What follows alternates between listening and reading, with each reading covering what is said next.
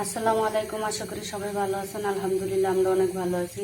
আজকে আপনাদেরকে দেখাবো আমি মশারি ডাইলের পেঁয়াজু বানাবো। পেঁয়াজু দেখাচ্ছি। এখন নিয়ে নিচ্ছি কাঁচামরিচ কেটে নিয়েছি, ধনিয়া পাতা, পেঁয়াজ, জিরার গুঁড়া, হলুদ আর রসুন বেটে নিয়েছি। আর একটু দিয়ে দিছি চাউলের গুঁড়া। তো এখন মাখাবো। লবণও দিয়ে নিছি, মাখানো হয়ে গেছে। এখন আমি ভেজে নেব।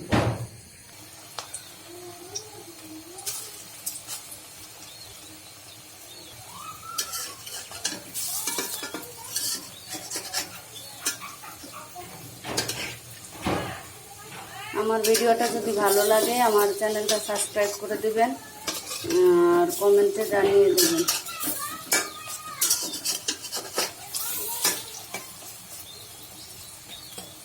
তো এইভাবে ডাইলের পেঁয়াজু হোক কিংবা কেউ বড়া, রমজান মাসে হচ্ছে পেঁয়াজু, রমজান ছাড়া পেঁয়াজু বলে, যে যা বলে, যাই হোক এটা দিয়ে কিন্তু পান্তা ভাত দিয়ে খেতে অনেক ভালো লাগে।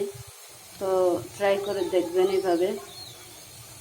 গ্রানটা কিন্তু জাস্ট অসাধারণ একটা গ্রান। যেহেতু রসুনগুলা পাটা বেটে নিচ্ছি, জিরার গুঁড়া দিচ্ছি, ধনিয়া পাতা, সেই গ্রান।